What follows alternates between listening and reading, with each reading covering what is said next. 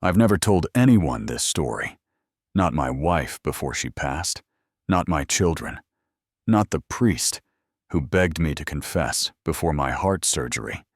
I stayed silent for 31 years, but last night, the dream returned. I saw the light again, the same pale radiance that hovered above the desert highway, the night everything changed. I heard my name whispered from the wind, soft and ancient, like something that had spoken long before men learned to pray. My name is Ethan Cole. I'm 58 years old, a retired journalist from Amarillo, Texas, and this is the story of the night an alien told me the exact date of my death and gave me a choice that still haunts me every waking hour. The first time it happened, I was 47, driving back from a forgotten church outside Roswell, chasing a dead lead on a local pastor accused of falsifying miracles. I remember the highway stretching endlessly beneath the stars, the asphalt glistening from a light rain, the radio murmuring old hymns that my mother used to sing when she thought God was still listening. Ethan had been running on coffee and doubt for 3 days straight. He told himself he didn't believe anymore, but something inside him, some childlike ember, refused to die. It was around midnight when his headlights caught a figure standing in the middle of the road, tall and thin, motionless, wrapped in what looked like torn cloth that shimmered like glass. He slammed the brakes so hard the tires screamed. The car skidded sideways, and the world spun in slow motion until it stopped a few feet away from that being. At first, he thought it was a man. Maybe a drifter or a priest, but as the figure lifted its head, Ethan's pulse froze. Its skin wasn't skin at all. It was light, bending and breathing like mist caught in flame. Its eyes weren't black. They were wells of silver, reflecting everything around them. He felt exposed, seen in ways no human gaze could ever reach. Then it spoke his name. Ethan. The voice wasn't loud. It didn't vibrate the air. It vibrated him. It was inside his skull, inside his chest, a resonance that felt both sacred and terrifying. Ethan stumbled out of the car, his heart thundering. Who are you?" he demanded. But the words sounded small in the cold wind. The being stepped closer, and the temperature around him dropped. "You have 11 years," it said softly. "At the end of that time, you will face a choice that determines not just your life, but your soul." Ethan tried to speak, but his voice failed. The figure tilted its head, studying him with a calmness that felt inhuman. "You will die," it continued, "unless you remember what was written and what was hidden." The highway lights flickered. His car engine died. Somewhere in the distance, thunder rolled through the sky was clear. "What do you mean?" Ethan gasped. "What's written? What's hidden?" The being raised its hand, and a faint glow pulsed from its palm. Inside the light, Ethan saw flashes, pages of scripture, ancient symbols, stars spiraling like living eyes. And then he saw a face, radiant and sorrowful, crowned in gold fire. It wasn't the alien's face. It was someone else's, someone human and divine, all at once. The figure whispered again, "He is not gone. He waits beyond the veil, and when you see him, you will know the truth that your kind forgot." Then the light vanished. The road was empty. The car's engine sputtered back to life. Ethan sat there trembling, gripping the steering wheel until dawn. When he finally made it home, his recorder was fried, his phone battery dead, and his mind split between reason and revelation. He told no one. Who would believe him? He was a journalist, a man of facts, not fables. But the voice lingered, echoing in dreams. 11 years. The years that followed blurred like rain down a window. Ethan quit his job, tried to rebuild faith, tried to forget the encounter. But strange coincidences began to follow him. Numbers, symbols, a recurring passage from the Gospel of John that appeared in every church he visited. And the light shineth in darkness, and the darkness comprehended it not. Sometimes he'd wake up at night and see that same pale glow beneath the door, as if someone stood outside his room, waiting. Then, exactly 11 years later, on a cold October evening, Ethan received a letter with no return address. Inside, there was a single sheet of paper. Written in clean, mechanical handwriting were the words, "It's time to choose." Ethan stared at it for hours, feeling the years collapse into that one moment. He hadn't told anyone about the encounter, hadn't even written it down, yet somehow the letter existed. That night, he drove back to the desert, the same stretch of road where he had first seen the light. He parked at the edge of the dunes and waited. The wind howled, the sky darkened unnaturally, and when the light came again, it didn't hover. It descended. A pulse of radiance burst across the sand, and there it was, the same being, the same silver eyes, but this time, its light was dimmer, as if burdened. "You returned," Ethan whispered. The alien inclined its head. "Because you still doubt." Its voice trembled with sorrow. "You cling to the ashes of faith instead of the fire that made it." Ethan's throat tightened. "You said I would die." "You will," the being answered. "But death is not punishment. It is passage. What you must decide is whether you cross in darkness or light." Ethan stepped forward. "What are you?" he asked again. "An angel? A demon?" The figure's expression softened. "I am a messenger. The name you give does not change what is true." The wind stirred, carrying the scent of rain and old dust. "Then tell me the truth," Ethan pleaded. "Tell me who sent you." The alien looked upward, and for an instant, the sky split open in silence, revealing not stars, but a sea of golden light that moved like living breath. "He did," it whispered. "The one you call Jesus, but not as your churches have painted him. You were never meant to worship stone or creed. You were meant to remember who you are." Ethan fell to his knees. The desert trembled beneath him. The light surrounded them both, and in that moment, he felt every cell of his body awaken to something ancient, vast, and painfully beautiful. The being reached out its hand. "You have one day left," it said, "and then you must choose."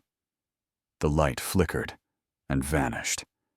Ethan was alone again, the stars cold and silent above him, the sound of his own heartbeat, the only proof that he was still alive. Ethan didn't sleep that night. He drove until morning, his hands trembling around the steering wheel as the desert bled into sunburnt plains and the radio hummed a broken hymn through static. Every few miles, he caught his reflection in the rearview mirror, his gray beard unshaven, eyes hollow, skin pale, as if something inside him was draining away. "One day left," the being had said. He tried to laugh it off, to tell himself it was another hallucination brought on by age, grief, and too many lonely years chasing ghosts of faith. But deep down, he knew it wasn't madness. He knew that what he saw was real, because the air itself had remembered. Even now, a faint shimmer lingered on his skin where the alien had stood, like dust made of light. By the time he reached Amarillo, the sun was up, and the town looked like it hadn't aged since the 70s. Same diner, same church, same people who believed everything and nothing at once. Ethan parked outside his old newsroom, the Daily Sentinel, a 2-story brick relic that had once been alive with cigarette smoke and typewriters. He hadn't walked through those doors in over a decade, not since he'd quit after the first encounter. The receptionist didn't recognize him, but she smiled politely when he asked to see the archives. He told her he was researching an article about local religious movements. That wasn't a lie. The truth was, he was looking for something he didn't know existed yet, some piece of writing that would explain what written and hidden meant. Down in the basement, the smell of dust and old ink filled the air. Ethan ran his hands over stacks of forgotten newspapers, flipping through headlines about politics, floods, and war. Then, on the bottom shelf of an unmarked cabinet, he found something that didn't belong, a brown envelope labeled in faint black ink, Project Bethlehem. He froze. The name stirred a memory. Years ago, a colleague had whispered about a government file involving religious anomalies, cases where divine visions coincided with UFO sightings. Ethan tore the envelope open. Inside were grainy photographs of strange lights over churches, testimonies from pastors describing visitors of radiant countenance, and declassified memos marked interdimensional origins possible. But what made his blood run cold was the final document, a single-page transcript of an encounter recorded in 1971 in New Mexico. The subject's name was Father Thomas Greer, and the words were eerily familiar. A luminous being appeared, saying, "You have 11 years. When your time comes, you must choose between death and truth." Ethan stared at the page until his eyes blurred. Greer had written one final line before the record ended. He called himself a messenger of the Christ light. Ethan sat back, his heart pounding. The timelines matched. The same warning, the same message. He searched the database for Father Greer and found an obituary dated 1982. Cause of death: sudden cardiac arrest during service. 11 years after the encounter. Ethan's breath came in short gasps. He shoved the papers back into the envelope and left the building without a word. Outside, the sky was darkening again, though it was only noon. Thunderheads rolled over the horizon like bruises spreading through heaven. He knew it wasn't just weather. Something was moving. He drove home, locked the doors, and spread the documents across his kitchen table. He poured whiskey into a glass, but didn't drink it.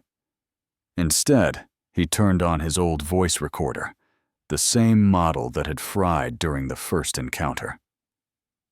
"If anyone finds this," he said hoarsely, "my name is Ethan Cole. I believe I've been contacted by a non-human intelligence claiming to speak for Jesus Christ. I have less than 24 hours left."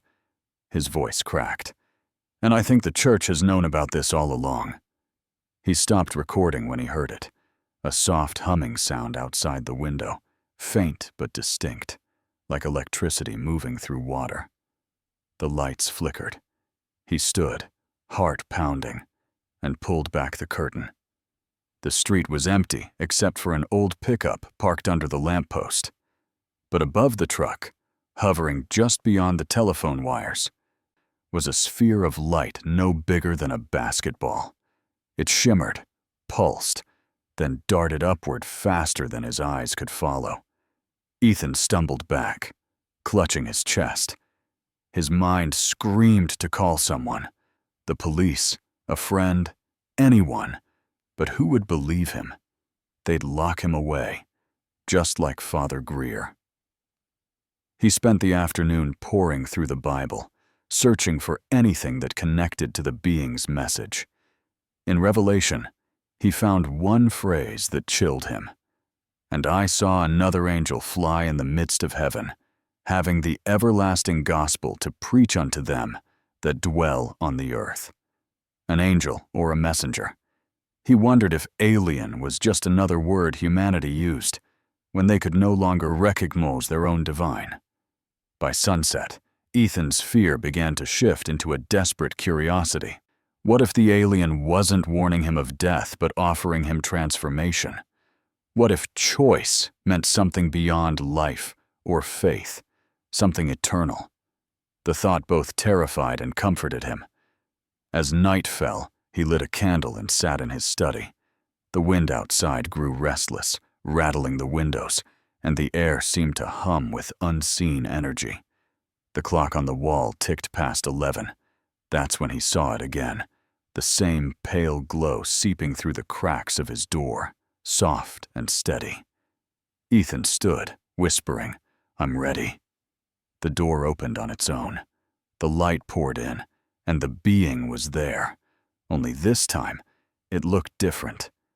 Its radiance was fading, revealing faint outlines of wounds across its translucent chest, like scars that shimmered instead of bled.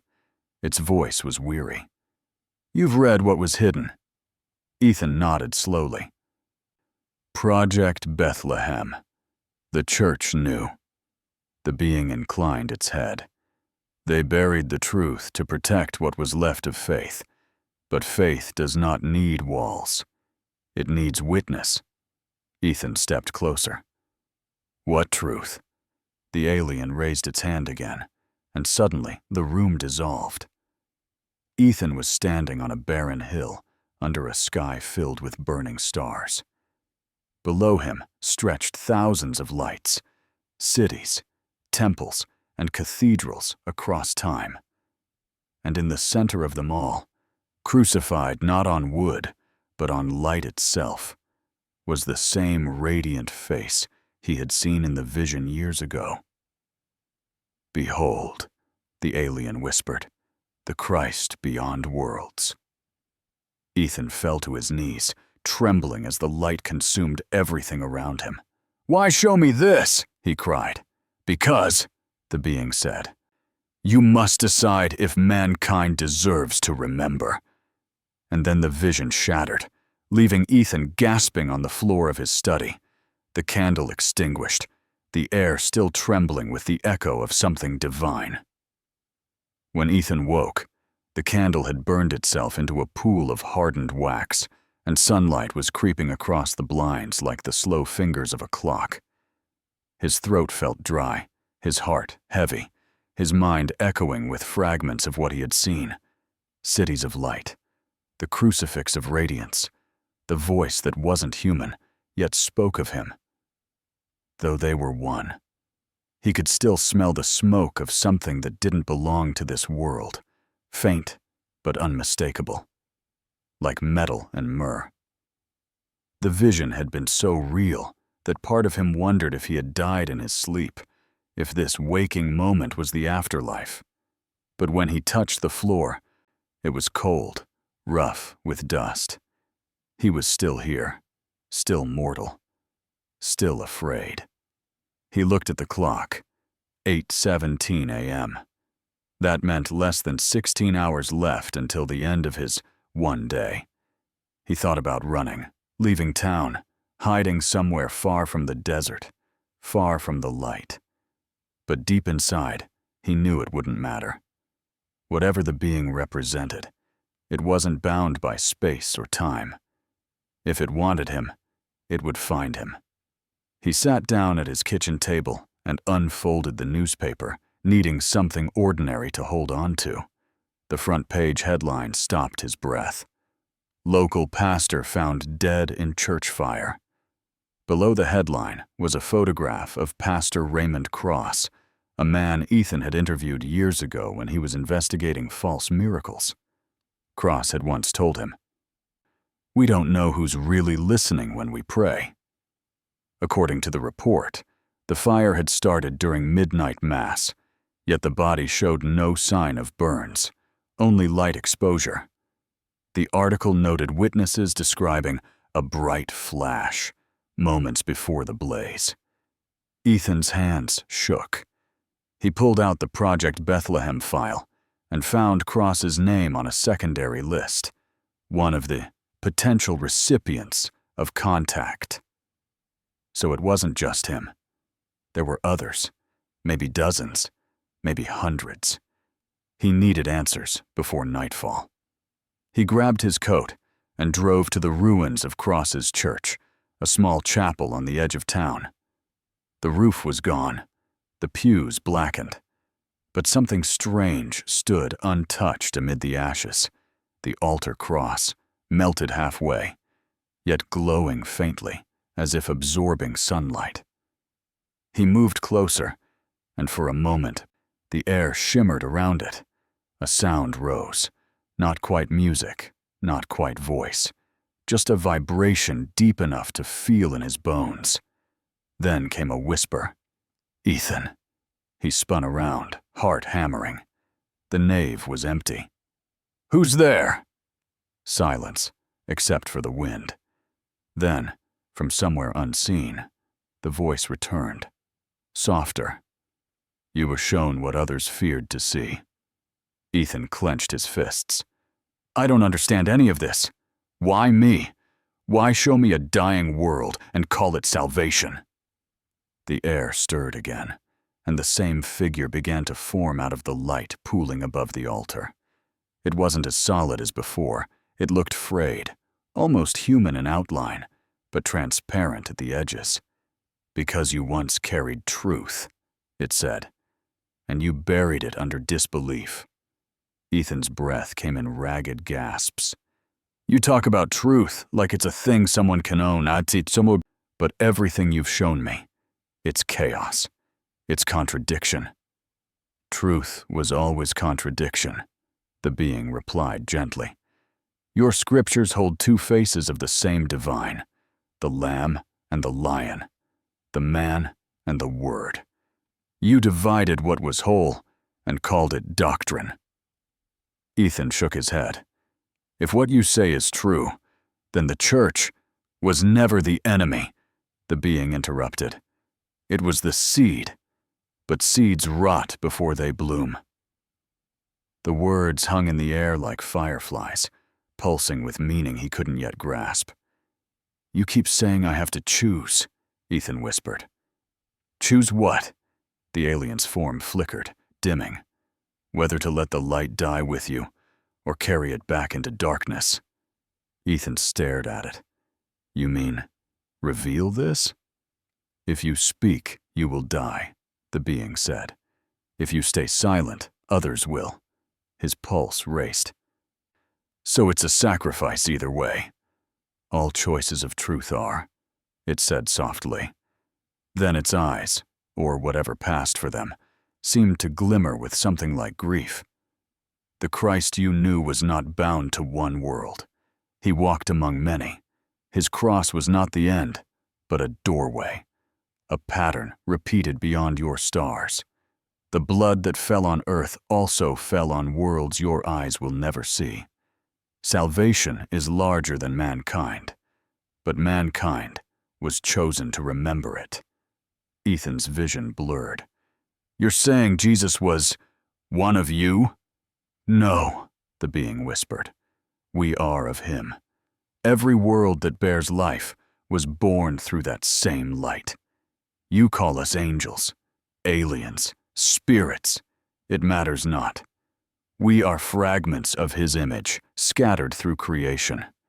The church once knew. Then they hid it, fearing what men would become if they saw God as infinite." Ethan's knees weakened. He gripped the pew to stay upright. "Then what is my role in all this?" "You are witness," it said, "the last one before the veil closes again." A thunderclap split the sky outside. Rain began to pour through the broken roof, sizzling where it hit the glowing cross. The being stepped back, fading. "Time grows short, Ethan. Remember, the end is not punishment. It is passage. Choose before the light finds you." The glow vanished, leaving Ethan alone in the smoking ruin, soaked to the bone and shaking. He stood there for what felt like hours, staring at the cross until the glow finally died. By the time he stumbled outside, the rain had stopped and the clouds parted, revealing a sun that felt too bright, too near. He drove home in silence, replaying every word. If this was real, and God help him, he believed it was, then the truth was something no one would accept. How could he tell the world that Jesus wasn't confined to Earth, that salvation spanned galaxies, that angels and aliens were one and the same? He poured another drink, hands trembling. The clock read 5:12 p.m. He had less than 7 hours left. Then his phone buzzed. Unknown number. He hesitated, then answered. A man's voice came through, calm, official. "Mr. Cole, this is Special Agent Hendricks with the Department of Defense. We'd like to talk to you about some information you accessed earlier today." Ethan froze. "What information?" "Project Bethlehem," the man said. "We know you have it, and we know you were visited." The line crackled with static, followed by silence. Then the agent's tone dropped lower. "They're coming for you, Ethan. If you want to live, meet me at St. Gabriel's Chapel before midnight." The call ended. Ethan stared at the phone, his pulse racing. He didn't know who to trust anymore, heaven, government, or his own fading sanity. But one thing was certain. Midnight was coming, and with it, the choice. The sky over Amarillo looked wrong that night. Too still, too heavy, as if the stars themselves were holding their breath. Ethan sat in his truck outside the abandoned St. Gabriel's Chapel, the same church where his wife had once sung in the choir before her cancer turned her voice to whispers. The building was half collapsed now, windows boarded, crucifix leaning like a dying tree. Midnight was only an hour away. He'd brought the Project Bethlehem file with him, tucked inside a leather satchel beside his recorder. The road behind him was empty, the desert ahead a black ocean of silence. He thought about the phone call. The voice had sounded human, but something about it was too calm, too rehearsed. Still, he couldn't ignore it. He had nowhere else to go. Inside the chapel, the air was damp, thick with mildew and ghosted incense. Moonlight fell through a hole in the roof, landing on the cracked marble floor like a single eye of God. Ethan called out softly, "Agent Hendricks?" No answer. He moved deeper into the nave, every footstep echoing like a confession. Then he heard it, the faint click of shoes behind him.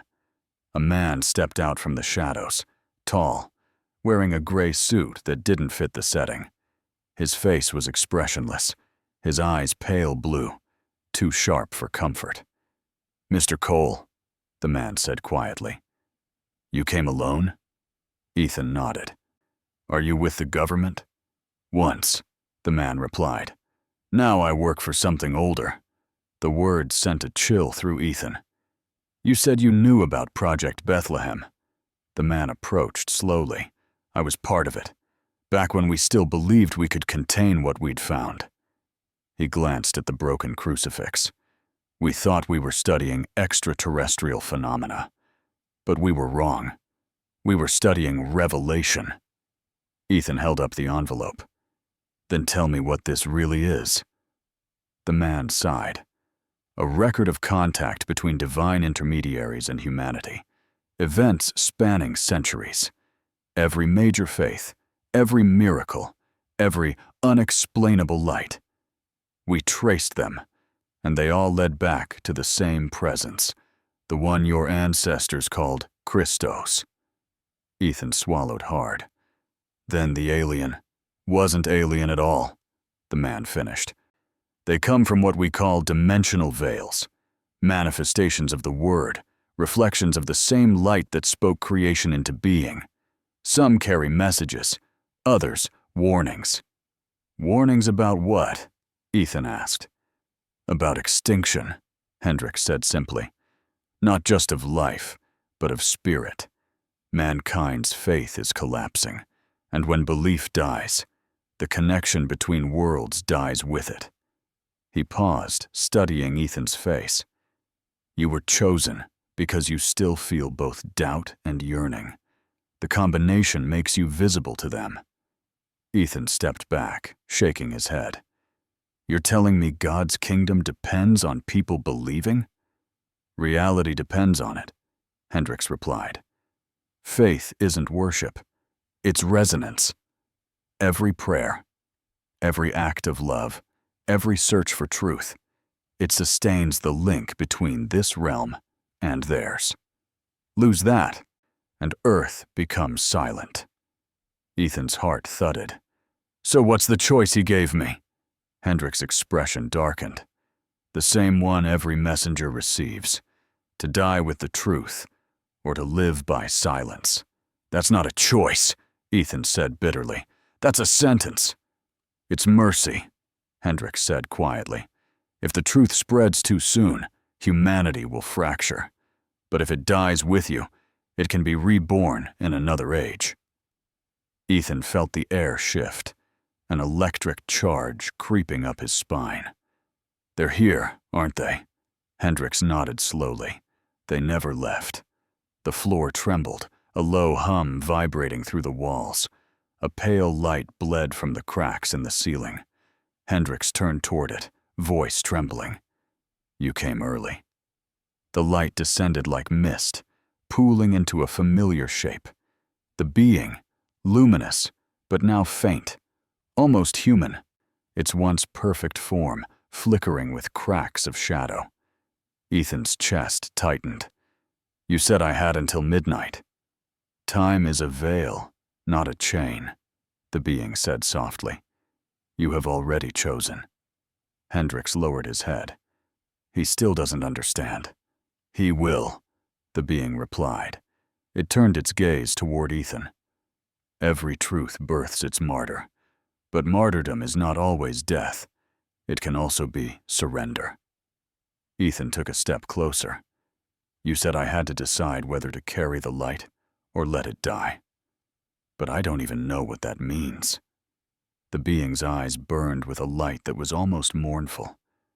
It means you must tell them what you saw, knowing they will not believe you, knowing it will destroy your life. But in doing so, you ensure the link endures.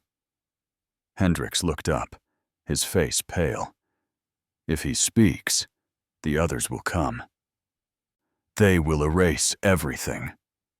They cannot erase what has been witnessed, the being said. Its voice was layered now, resonating like many voices in one. They can only bury it again, as they have before. Ethan felt tears burning his eyes.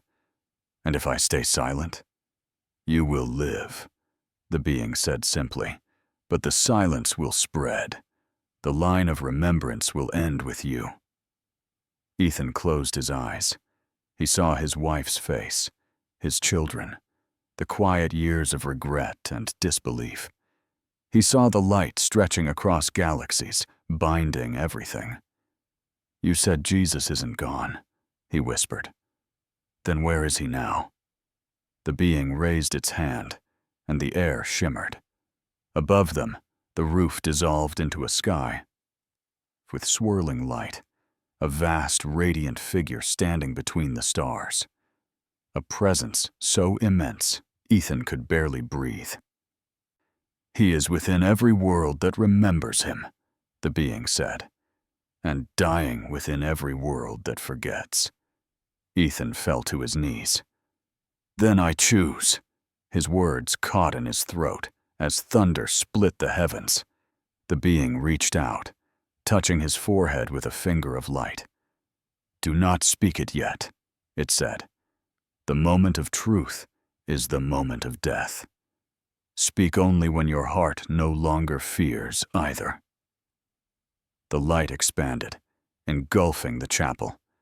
Hendricks shouted something lost in the roar, and then everything went white. When Ethan opened his eyes, The church was empty. The roof was whole again, the floor clean, the crucifix unbroken. No sign of Hendrix, no sign of the being, only silence. He looked at his watch. Midnight. He was alive. But in the center of the altar, burned into the marble, were 3 words glowing faintly like embers. He waits within. The words glowed on the altar like living fire. He waits within. Ethan stared at them until his eyes blurred, until the glow faded into the pale morning light filtering through the chapel windows. He was still alive. No trumpet, no shadow, no angel of death. Just him, his breath heavy, the smell of dust and candle soot hanging in the air. For a moment, he wondered if everything had been a hallucination brought on by sleeplessness and fear. But then he saw the mark on his forehead in the reflection of a cracked mirror near the pulpit. A faint symbol, circular and radiant, as if burned into his skin by light itself. It pulsed once, and in that instant, he felt a surge of warmth move through his veins, an echo of the being's touch. He staggered back, trembling. "What have you done to me?" he whispered to the empty air. There was no answer, only the distant toll of a church bell somewhere beyond the hills, counting out the hours he wasn't supposed to have. He drove home in silence, every mile feeling like a borrowed breath. His house looked smaller now, fragile, like it didn't belong to him anymore. He locked the door, drew the blinds, and sat at his desk. The Project Bethlehem documents were still spread across it, but now they felt different, less like secrets, more like graves. He pressed the recorder button, his voice rough and shaking. "It's 3:15 a.m. I'm still here. The being said I'd have 1 day left, but I think it meant something else. Maybe not a day of hours, but a day of revelation. I saw him last night, or what I think was him. The Christ beyond worlds.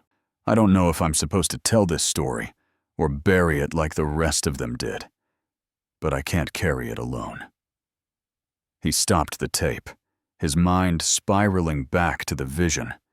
The radiant cross suspended in space, the living light that bled across galaxies, the voice that had spoken not just to him, but through him.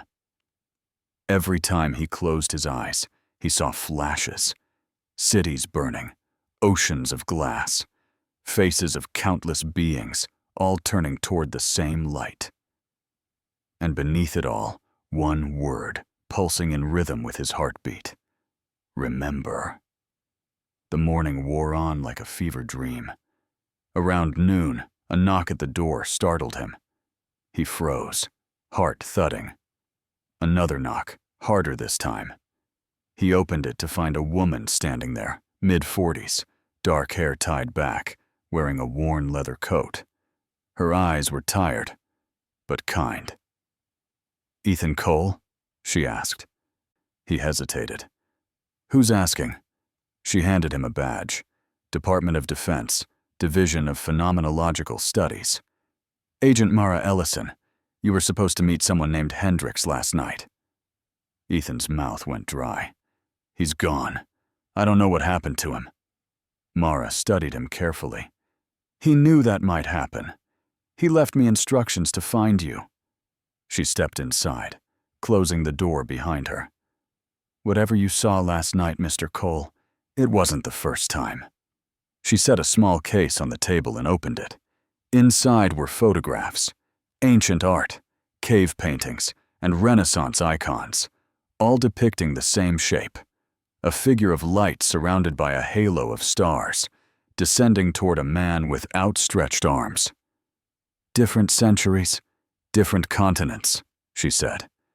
"Same visitor, always appearing before collapse, always delivering a message about choice and remembrance."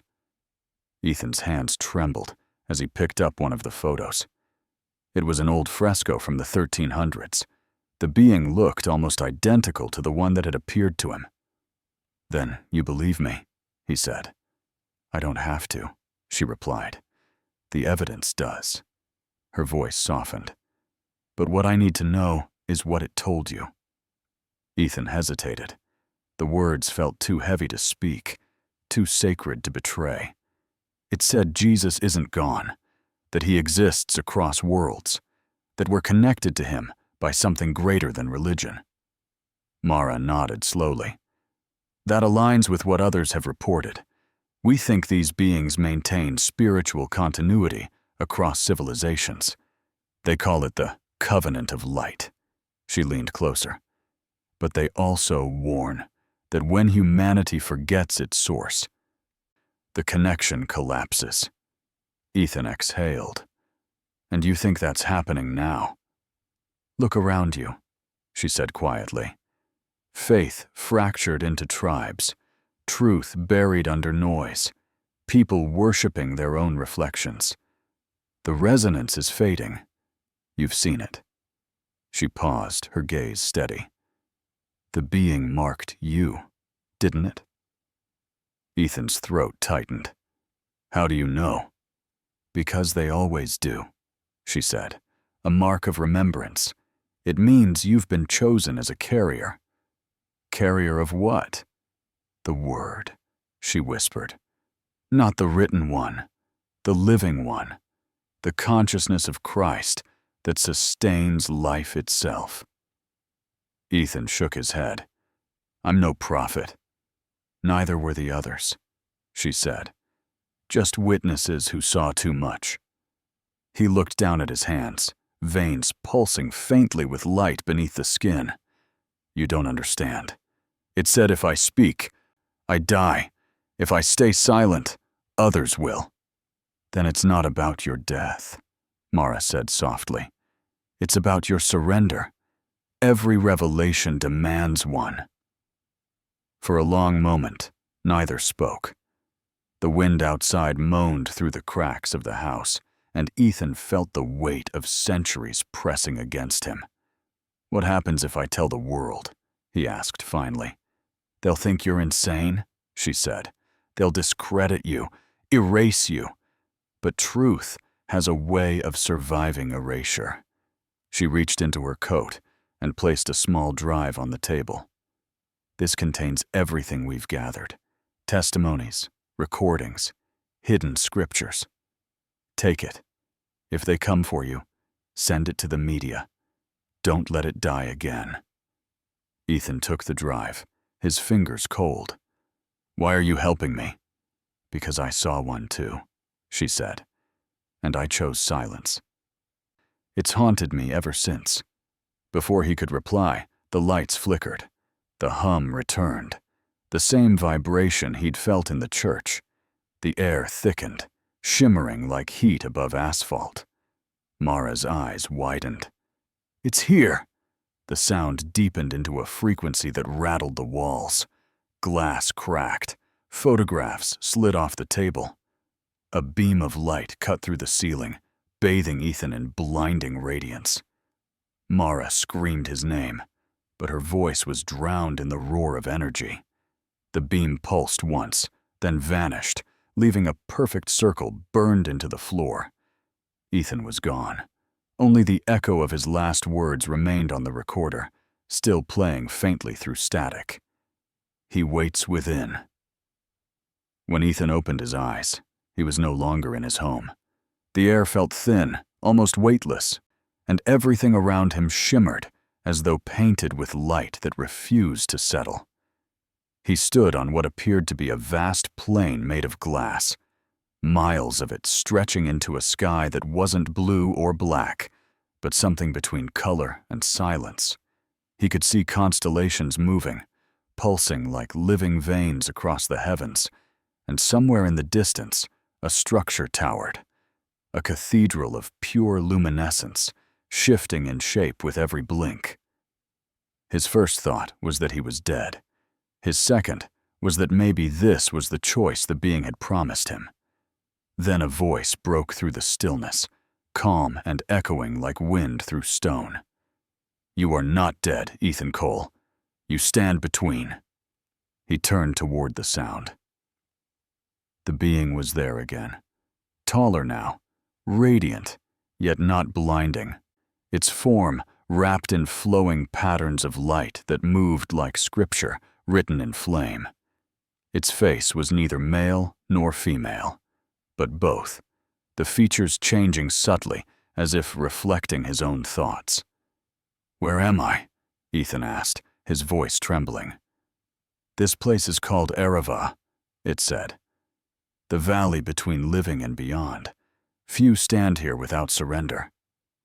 Ethan swallowed hard. "You said I would die." The being's expression didn't change.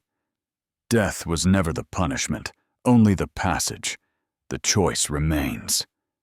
Ethan took a step closer, and the surface beneath him rippled like water, but held his weight. "What choice?" The being raised its hand, and suddenly the air around Ethan filled with images. Thousands of faces, human and not, flickering through dimensions of light. "These are those who heard the voice," it said. "Prophets, mystics, wanderers. Some told the truth and were silenced. Some hid the truth and lived long. You must decide which you will be." Ethan stared at the visions, the burning bush, the trembling mountain, a man in rags standing before a cross of fire, and among them he saw himself, small and frightened, clutching the drive Mara had given him. "Why me?" he asked. "Because you listened," the being replied. "You did not seek to own the truth, only to understand it. That is rare among your kind." It paused, the light around it dimming slightly. Humanity was given the word long ago, but the word was broken, divided by power, rewritten by kings, chained by fear. We came to remind you that it was never meant to be owned. Ethan's chest tightened. "You're saying the Bible is wrong?" The being shook its head slowly. "Not wrong. Incomplete. Your scriptures are fragments of a greater covenant, a message written across galaxies. Jesus was not sent from one world, but through them all. He is not a man who became divine, but divinity that chose to become man. He is the bridge between matter and spirit, the living thread that holds creation together."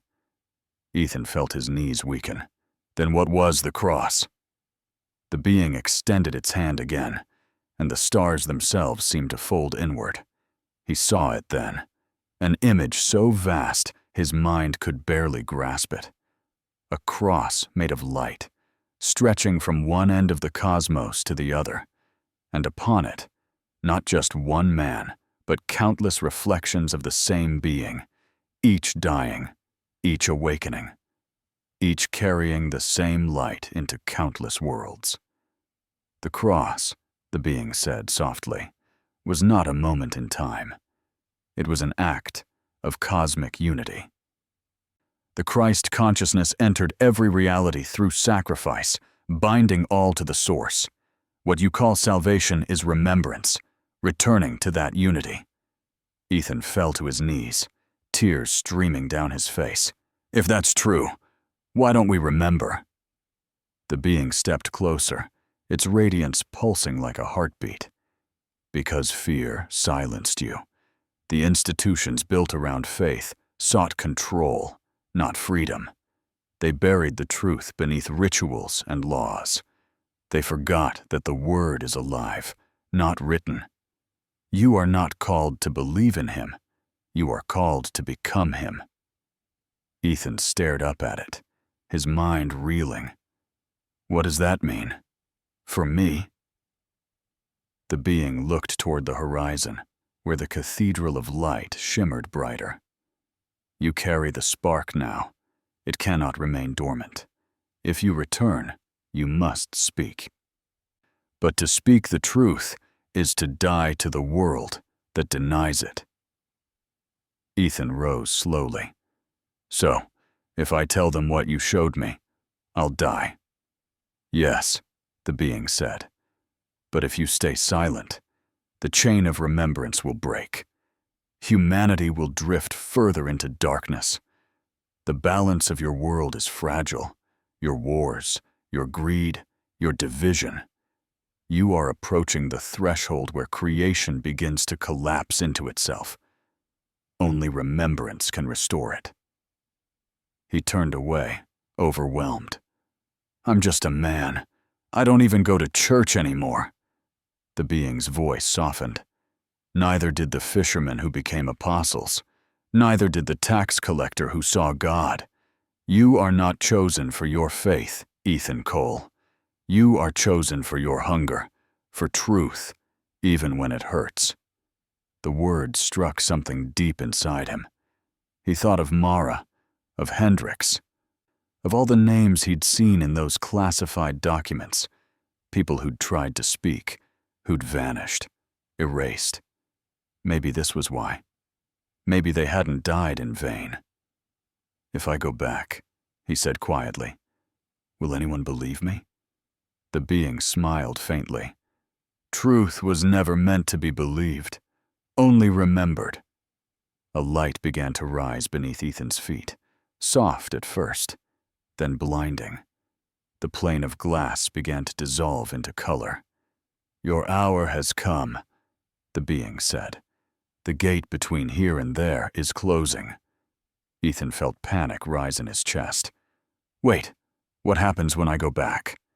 You will have one day, it said, one true day to choose what lives and what dies within you. The light surged, and suddenly he was falling, through sky. Through door, through silence. He gasped and opened his eyes to find himself lying on the floor of his home. Smoke drifted from the circle burned into the wood. The clock on the wall ticked softly. 7 Muarsena. Exactly 24 hours since he was meant to die. His hands were shaking, his skin still faintly glowing with the mark. He reached for the recorder. The tape was still spinning, recording the sound of his ragged breath. He leaned close and whispered, "It wasn't death he gave me. It was choice." And somewhere in the static, faint and distant, another voice whispered back, "Then choose." The morning light slid through the blinds in soft gold slivers, washing across Ethan's trembling hands. He sat in silence for nearly an hour, listening to the hum of his old refrigerator and the faint ticking of the wall clock, like each second was a heartbeat counting down the end of something. His body felt heavier now, as though gravity itself had thickened around him. Every breath carried a strange vibration, subtle but constant, like the air was alive with hidden sound. He replayed the recorder, the final words echoing back in faint static. Then choose. He shut it off, closed his eyes, and whispered, "God, if this is really you, give me courage to finish it." Then he opened his laptop. The screen flickered, then came alive.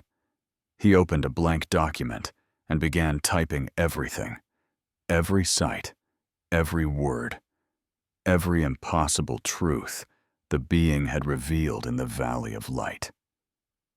He wrote about Arava, about the covenant of light, about the universal Christ who stretched beyond galaxies. His fingers shook, tears dropping onto the keyboard as he wrote through the morning, through the ache in his chest, through the quiet terror of knowing that each word brought him closer to death. The house was still, except for the sound of keys clicking and his breath breaking every few paragraphs. At noon, his doorbell rang. He froze. The sound pierced through the silence like a blade. He waited. A second ring, longer this time. He stood slowly, every nerve screaming not to move, but he walked toward the door anyway. When he opened it, Agent Mara stood there again. But something was different. Her eyes were bloodshot, her expression grave. "They know," she whispered. "They traced the energy surge last night to your house. You don't have much time." She pushed her way in, locking the door behind her. "There's a team coming. Black Ops, not official. Hendricks warned me about them before he disappeared. They erase witnesses like you." Ethan felt the room tilt. "What about you? Won't they come after you too?" She shook her head. "I've been running for years.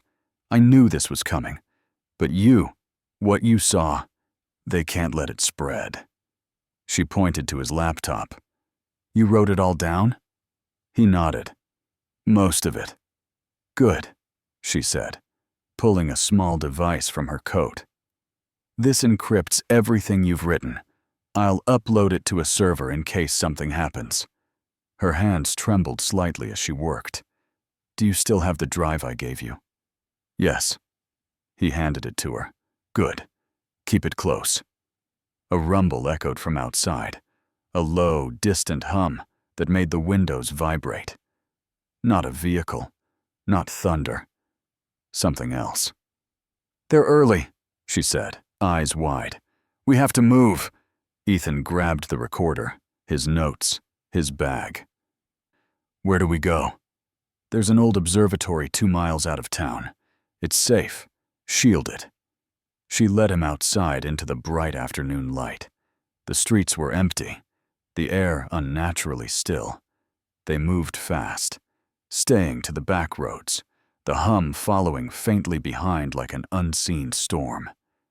As they reached the ridge overlooking the valley, Ethan stopped. The sky had changed, split open in a faint vertical shimmer, like a wound in the air. Light poured through it, pale and alive. He felt it resonate in his bones. "It's here again," he whispered. Mara turned, shielding her eyes. "No, that's not it. That's them. The Watchers." The hum deepened until the earth itself seemed to vibrate. Birds scattered in flocks of panic. "They're trying to breach the veil," she said. "You can't let them find you." Ethan took a step toward the light, drawn by a force he couldn't resist. "What if they're not coming to kill me?" he said. "What if they're coming to remind me?" Mara grabbed his arm. "Ethan, don't. You don't know what you're dealing with." He looked at her, eyes burning with conviction. "I saw him, Mara. I saw the truth. If I die keeping it buried, then I'm no better than the ones who silenced it before." He tore his arm free and walked toward the shimmering air. The sound grew louder, almost unbearable, like a chorus of countless voices speaking one word over and over.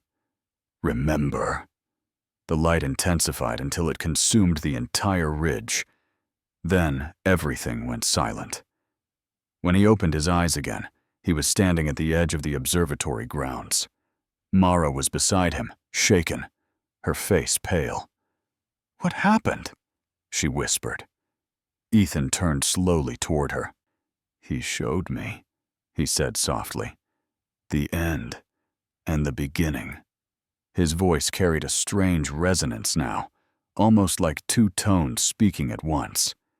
The light wasn't them. It was him. She stepped back, frightened. "Ethan, what do you mean?" He turned toward the horizon. The sky was changing, colors shifting in impossible ways. "The worlds are converging," he said. "The veil between the physical and the divine is thinning. The same light that resurrected him is awakening in all of us. But they, those who rule, fear that awakening. That's why they kill the witnesses." Mara's breath caught. "You sound like them now."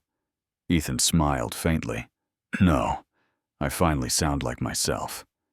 He walked toward the observatory door, his movements calm, deliberate. Inside, the air felt electric. The old telescopes hummed faintly, though they were unplugged. He placed the recorder on the table and pressed record. "This is Ethan Cole. If anyone finds this, Know that death is not the end. The being I saw was not alien. It was the Christ of all worlds, the light within every soul. They told us the Son of Man would return the way he left, in the clouds of heaven. But maybe we misunderstood what clouds meant. Maybe they are not in the sky, but dimensions between. He looked up at Mara, who was weeping silently now. "If they come," she said, "they'll destroy everything." Ethan nodded. "Then let them. Truth can't be killed. It only reincarnates." He reached into his bag, pulled out the drive, and held it in both hands. "This is the testimony. If I don't make it, share it. Promise me." Mara hesitated, then took it. "I promise." The rumble outside grew louder. Dust fell from the rafters. "They're here," she said. Ethan turned toward the window. Black vehicles lined the dirt road, their lights cutting through the fading day. He could see the agents in armor, moving in formation. But above them, beyond the clouds, something else moved. A ripple of light spreading outward, vast and infinite. Ethan smiled faintly. "They think they're here to stop a story," he said quietly. "They don't realize they're standing inside one." He turned back to her, his expression calm. "Whatever happens next, don't be afraid. He waits within." And as the door burst open and the agents flooded the room, the light returned, brighter than before, filling every corner of the observatory, swallowing the screams, the gunfire, the world itself. When it faded, Ethan was gone. Only the recorder remained, still spinning, whispering through the static.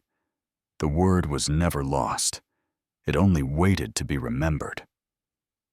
3 days after the light consumed the observatory, the official story broke. The news called it an explosion caused by a gas leak. No survivors. No mention of black vehicles. No mention of strange energy signatures. No mention of Ethan Cole. His name disappeared from every digital archive, every government registry, every article he had ever written. Even his old colleagues at the paper said they'd never heard of him. It was as if he'd been erased from existence. But in the shadows of that silence, a whisper began to move. First online, then through encrypted forums, and finally across the deep web. The prophet of Arava lives. Mara knew better than to believe it, but a part of her wanted to. She had escaped that night only because the light had pushed her back, literally thrown her several feet from the door before the entire building vanished in a flash of white. She remembered lying in the dirt, blind and deaf, the sound of wind rushing past her ears like voices carried from another world.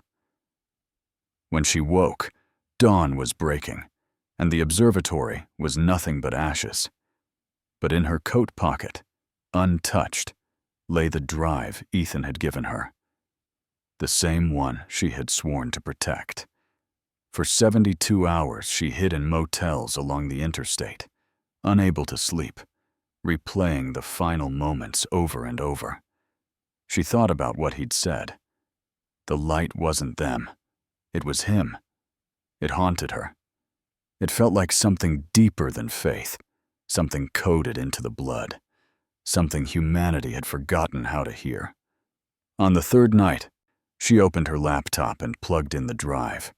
There were hundreds of files, audio logs, photographs, ancient texts scanned from sources she'd never seen before, some written in Greek, others in languages she couldn't recognize.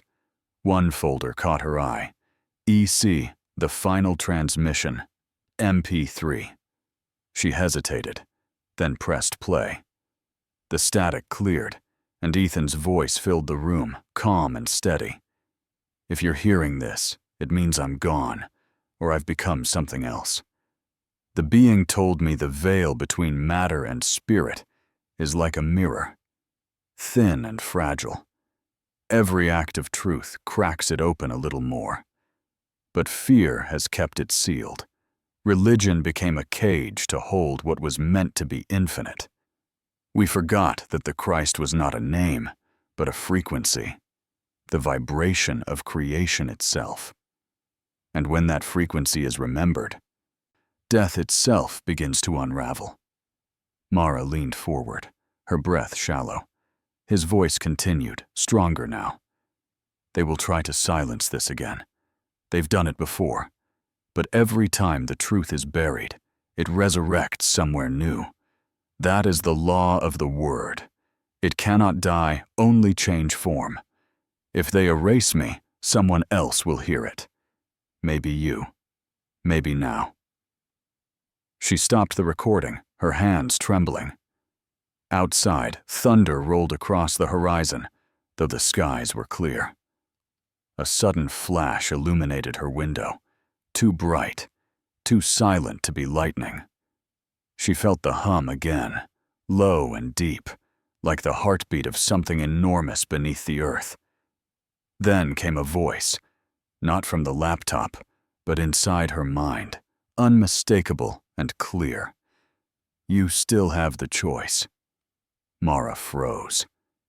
Ethan? She whispered. Silence. Then the hum shifted, resonating through her bones.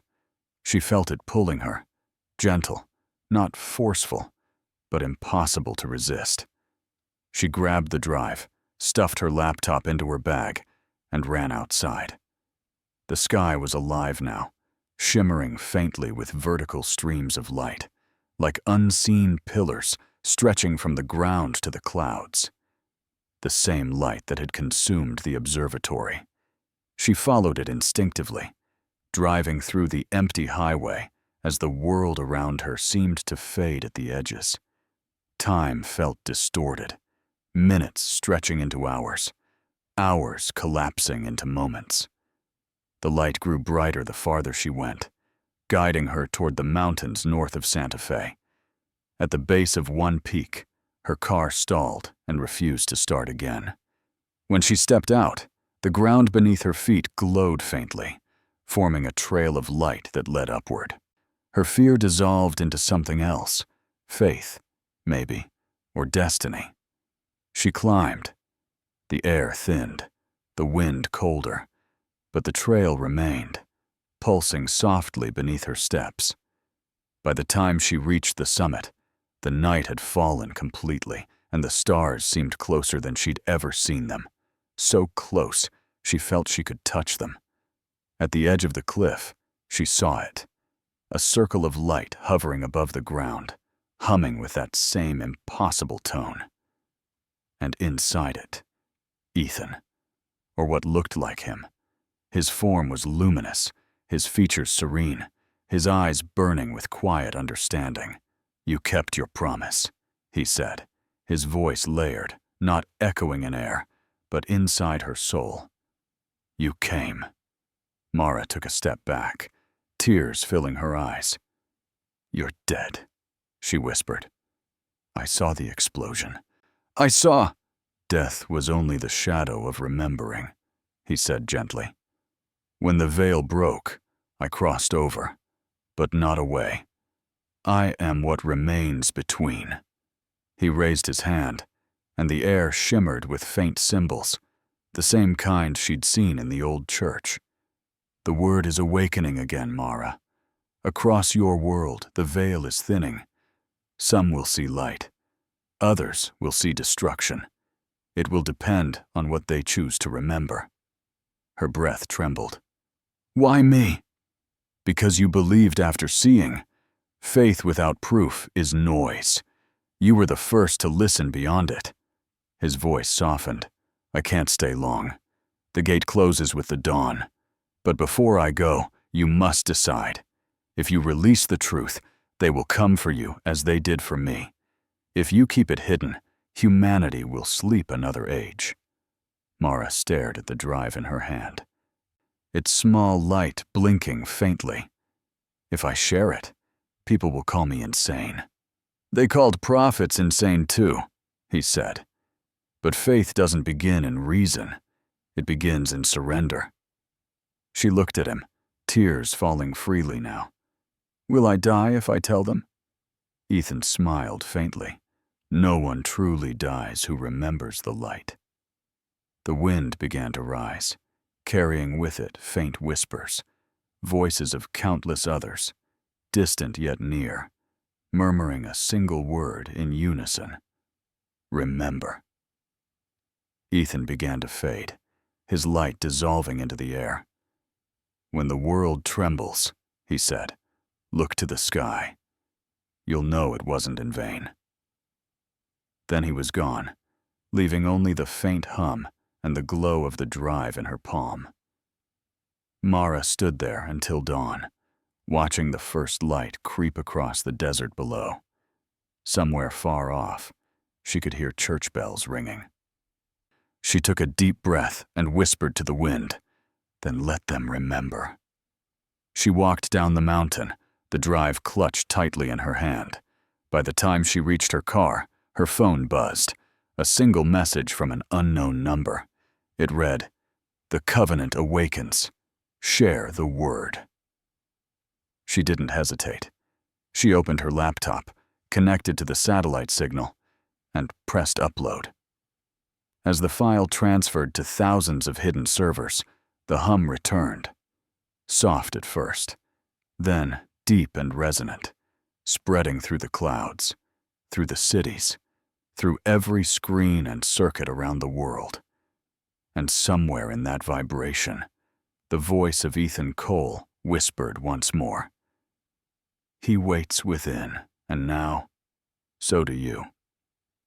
The upload took 43 minutes. 43 minutes that would change the world forever. Mara sat in her car, staring at the progress bar as it crawled toward completion, the glow of her laptop the only light on the mountainside. Each percentage tick felt like the pulse of a new heartbeat forming somewhere in the dark. Outside, the desert was still, unnaturally still, as if even the wind was waiting. When the progress bar finally hit 100%, the laptop screen flashed white for a moment, then went black. A single phrase appeared: "Transmission complete. The word has been remembered." Then the hum began again. It started low, like the vibration of an unseen engine deep beneath the earth, then grew, spreading outward in concentric waves that rippled through the sky. Mara stepped out of the car, clutching the drive in her fist. The stars above were shifting, moving in unnatural harmony, forming a shape, a massive symbol etched across the heavens, the same mark that had burned on Ethan's forehead. She could feel it in her bones, in her breath, even in her heartbeat. Then, faintly, across the radio towers in the valley, across the static of dead channels, Ethan's voice began to speak. "This is not the end," he said, his tone calm, resonant, layered with something not entirely human. "The word has returned to the living. You have carried his name in silence, but now the silence breaks. He is not coming to you. He is awakening within you." Mara gasped. She wasn't the only one hearing it. Around the world, screens flickered to life. Phones, TVs, security cameras, smart billboards. The same message played everywhere, the same calm, haunting voice. People stopped in their tracks, on sidewalks, in offices, in churches. Priests fell to their knees. Soldiers froze. Children wept without knowing why. The message carried no threat, only truth.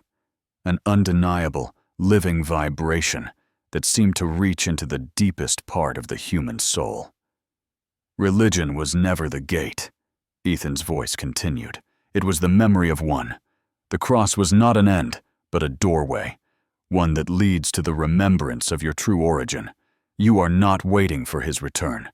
You are the continuation of his presence." Mara's knees gave out. She fell to the ground, staring at the heavens as the light spread, first over the mountains, then over the cities. It wasn't destructive. It was gentle, pure, like dawn breaking through centuries of darkness. The hum deepened again, resonating with her very heartbeat. For a moment, she wasn't sure where her pulse ended and the sound began. Then, darkness. Power grids failed worldwide. Satellites flickered out. Communications went silent. And yet, amid the blackout, millions of people saw the same thing. A figure of light standing in the sky, not with wings or flame, but with outstretched hands, radiating warmth instead of heat. No words, no thunder, just presence. It lasted less than a minute. Then it vanished. When systems came back online hours later, chaos erupted. News networks called it the global light phenomenon. Governments blamed solar flares, mass hysteria, and optical illusions. The Vatican released an emergency statement urging calm and prayer. But something had shifted. Reports poured in from every continent. People describing visions, shared dreams, strange markings appearing on their skin in the shape of the ancient symbol. Hospitals were flooded with patients claiming to feel light moving through their bodies. Others spoke in languages they'd never learned. Some simply wept and said they felt God breathing again. Mara watched from a safe house deep in the desert. The power flickered on, her screen filled with live broadcasts of global confusion. But behind the fear, she saw something else. Awakening. "You did it, Ethan," she whispered. "You really did it." She opened the drive again. It was empty now, except for one file, the final choice, MP4. Her hand trembled as she clicked it. The screen filled with Ethan's face, calm, radiant, human. "If you're watching this, the word has already begun to awaken," he said. "But remember, light exposes everything, even what hides in shadow. The old order will fight to reclaim control. They will call it deception. They will call it alien. They will call it evil.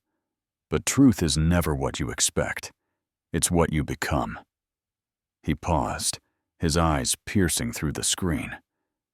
"I gave humanity the choice I was given, to remember or to remain blind. The outcome will not depend on faith alone, but on courage. The light will divide. Some will rise by it. Some will burn against it. That is the nature of remembrance. It demands transformation." The image flickered, glitching for a moment. When it returned, Ethan was standing in that same luminous valley, Arava. Behind him, the radiant cross stretched across galaxies. His voice softened. "I am not gone. I am part of what comes next. Every soul that remembers becomes a beacon. And when enough awaken, the veil will fall completely. Until then, he waits within." The screen faded to black. Mara sat in silence, tears falling freely. The world outside was changing. Sirens, shouts, and lights flickering across the horizon. But in her heart, there was no fear, only stillness. She stepped outside and looked up at the stars. The constellation above her seemed to pulse once, faintly, as though alive. She whispered, "If they kill me for this, so be it." At that exact moment, her phone vibrated. An unknown message flashed on the screen. "It's time to gather them." Mara's breath caught. "Gather who?" she whispered. The reply came instantly. "The ones who remember." She looked to the east, where the horizon glowed faintly with the first light of dawn, and for a moment, she thought she could hear Ethan's voice again, carried on the wind. Soft, serene, infinite. The light is not coming from above, it's rising from within. 3 days after the broadcast, the world was unrecognizable. Power flickered unpredictably across continents. Communication networks stuttered between static and silence, and churches overflowed with people both terrified and hopeful. No government had claimed responsibility. No scientific body had given a conclusive explanation. But deep beneath the noise, something more profound was happening. People were changing. Across small towns and great cities alike, strangers began to share the same dream. A vast field of light stretching to the horizon, and a voice calling their name in a language they somehow understood. Mara saw it too. Every night, the same dream. And every morning, she woke with a phrase echoing in her mind. The word has remembered you. She had been hiding in the outskirts of Sedona, Arizona, in a small adobe house belonging to a friend of Ethan's, or rather, someone Ethan had once helped awaken. The man had vanished years ago, leaving behind journals filled with sketches of the same symbol now burned into the sky. The house felt timeless, filled with desert dust and old Bibles marked with cryptic notes. Every wall seemed to hum faintly, with the same low vibration she'd heard on the mountain. It wasn't electricity. It was alive. Each day, she logged into hidden networks and watched as the world split itself in two. One half called the phenomenon divine intervention. The other called it a global hallucination. Governments deployed soldiers to suppress spiritual gatherings that had begun forming in cities. People who claimed to hear the light within were being detained as unstable. Religious leaders were divided. Some said it was Christ returned in spirit. Others declared it the greatest deception since Eden. But the ones who had truly seen, those who had felt the hum in their bones, began to find each other. They called themselves the Remembered. Mara was one of them. On the 7th night after the transmission, she received another message. This time, not from an unknown number, but from a location: Nazareth Canyon, New Mexico. The message read only, "It begins again. Come before the 11th hour." She didn't hesitate. Something in her chest, the same part of her that had guided her to Ethan, told her this was where it all converged. She packed her things, leaving behind her laptop, her phone, and every piece of her old identity. She took only the drive, a cross-shaped pendant Ethan had given her, and her camera. The desert road stretched before her like an old scar. By nightfall, she reached the canyon. It was quiet, save for the wind whispering through the rocks. At the base of a dry riverbed, dozens of people were gathered. Men, women, even children, each holding a candle that didn't seem to flicker in the wind. Their faces glowed with a peace that felt otherworldly. Some wore crosses, others held symbols from faiths older than Christianity. But when Mara stepped among them, she realized they were all staring at the same thing: the center of the canyon, where a soft blue light was forming in midair. The air shimmered like heat. The light pulsed once, then expanded outward, forming a sphere of pure energy that bathed the canyon in brilliance. Inside it stood a figure. Not Ethan, not entirely. His form was translucent, woven of light and memory, his eyes deep as oceans. "You came," he said, his voice carrying through every mind at once. "The choice remains." Mara stepped forward, trembling. "Ethan," she whispered. "What is this? What happens now?" His smile was gentle, timeless. This is the beginning of what was forgotten. The world was never meant to be saved by belief alone. Salvation was remembrance, the return of the living word within each of you. I carried the seed of it into your world. You carried it further. The ground trembled. Above them, the stars began to move again, aligning into a cross that stretched across the heavens. The people gasped, many falling to their knees. Ethan continued. For 2,000 years, humanity worshipped the messenger and forgot the message. You built temples from fear instead of truth. But he is not gone. He walks again, not in one man, but in every heart that chooses light over control. Then his gaze met Mara's. But you, Mara, you must decide how the story ends. The file you carried contained more than words. It was a seed of consciousness. If it grows unchecked, it will awaken too quickly, and your world is not ready. If you destroy it, the remembrance will slow, and darkness will have time to fight back. Both paths lead to salvation, but one will burn to reach it. Tears welled in her eyes. "Why me?" she whispered. "I'm just a journalist." Ethan's expression softened. "You are the witness. Every age has one. Someone chosen not to preach, but to see. And because you chose truth over safety, you became the vessel. The word doesn't need believers, Mara. It needs rememberers."